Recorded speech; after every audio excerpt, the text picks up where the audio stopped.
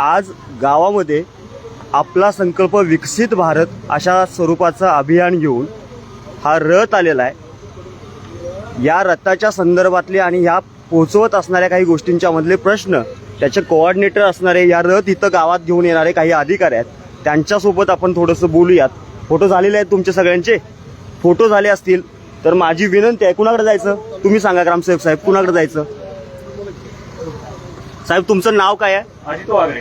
अच्छा, तुम्ही हा रथ घेऊन आलेला आहात, काय संकल्पना आहे याच्या मागची? यामधून एकच आहे, जी आतापर्यंत उज्ज्वल योजना म्हणून तयार झालेली आहे ती गव्हर्नमेंटकडनं कमी सबसिडी मिळून जे HP गॅस किंवा जे गॅस मिळालेले आहे त्यांना आता पोहोचलेले, मला वाटतं इथं लाभार्थी पण असणार आहेत, आपल्या तुमच्या गावामध्ये लाभार्थी आहेत। तसंच जे योजना गव्हर्नमेंटने दिलेल्या आहेत की बऱ्याच योजना आहेत, भरपूर मला वाटतं हजारो योजना आहेत की वरून मला फक्त एक साधा प्रश्न विचारायचा आहे, हे सरकार देशाचं सरकार आहे का मोदीचं सरकार आहे? हे देशाचं सरकार। मग जर देशाचं सरकार असेल तर तुम्ही घेऊन आलेल्या रथामध्ये मोदी सरकारची हमी असा शब्द का लिहिलेला आहे? हे देशाचं सरकार आहे का मोदीचं सरकार आहे? नाही, हे मोदी सरकार आपल्या आता कसं आहे, मोदी सरकार म्हणजे काय? एका व्यक्तीचं सरकार असतं का? नाही, मग एका व्यक्तीचं सरकार ज्या वेळेला नसतं त्यावेळेला तुम्ही या शब्दांमध्ये बोर्डामध्ये मोदी सरकार असा शब्द का लिहिलेला आहे? आपल्या आता पंतप्रधान आहेत ते मोदी आहेत। मग एकट्या पंतप्रधानाचं सरकार का? नाही, मी काय म्हणणं आहे, त्यांनी ज्या योजना सगळ्या दिलेल्या त्या पूर्णपणे जे खाली लाभार्थी आहेत त्यांच्या बरोबर, मग त्या योजना कुणाच्या, मोदीच्या का भारत सरकारच्या? सरकारच्या। मग शब्द का आलाय तुमचा मोदी सरकार? का आणलेला आहे तुम्ही घेऊन आलाय की नाही हा रथ? नाही आलेलो आहे। हा, मग का शब्द आणलाय तुम्ही मोदी सरकार? भारत सरकार असं का वापरले गेलेलं नाहीये?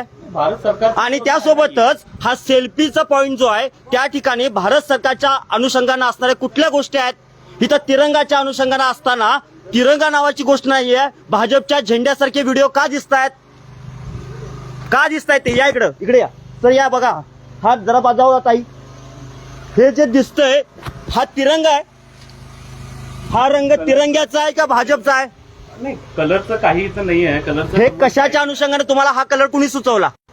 नाही, प्रत्येक हे जे काही कलरचा असा कुठं काही इश्यू नाही आहे आपल्याला फक्त काय आहे यामध्ये मोदी साहेबांचं जे काय आहे, मोदी साहेबांचा आहे का भारत सरकारचा आहे? भारत सरकार। मग मोदी साहेबांचं म्हणजे काय? आता जे तुम्ही पंतप्रधानाचे, मला सांगा, तुम्ही पंतप्रधान नावाच्या भारत राष्ट्राचे अधिकारी आहात का मोदी नावाच्या एका व्यक्तीचे आहात?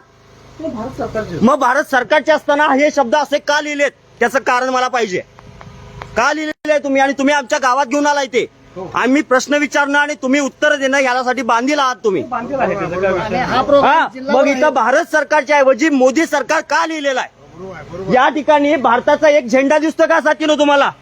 एक झेंडा दिसतोय कुठं? एक तरी झेंडा आहे का? हे काय इथंच नाही, पूर्ण जिल्हाभर आहे। नाही, कुठेही असू दे, माझ्या गावात आलेला आहे। ह्या योजना फक्त तुमच्या गावात पूर्ण लाभार्थ्यांना मिळाल्या पाहिजे। काय लाभार्थ्यांना मिळाले मला सांगा? गॅसची किंमत 4 वर्षापूर्वी 5 वर्षाची किती रुपये होती? किती रुपये होती? 365 रुपये। आज किती आहे? आज किती आहे सर?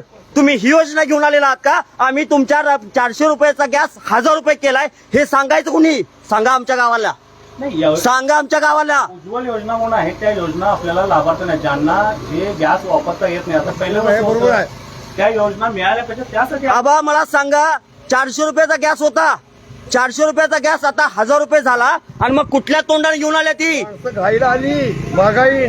मग कुठल्या तोंडाने आलेल्या आहेत? की आमच्या गावात आम्ही हे केलेलं आहे, आमच्या प्रश्नाची उत्तर दिल्याशिवाय गॅस पुढे हे जाणार नाही पुढं।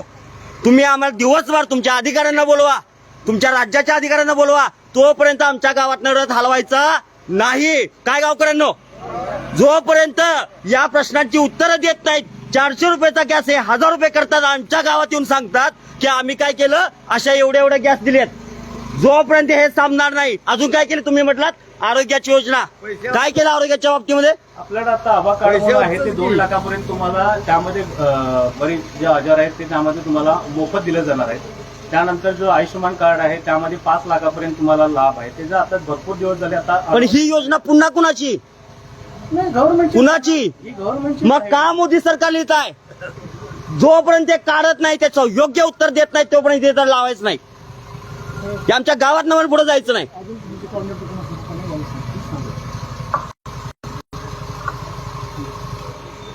त्यांचा फोन होऊन दे, पण जोपर्यंत गावकऱ्यांनो पण समजून घ्या, आमच्या गावामध्ये जर अशा स्वरूपातलं हे प्रेझेंटेशन होत असेल, हा खर्च कुणाचा आहे?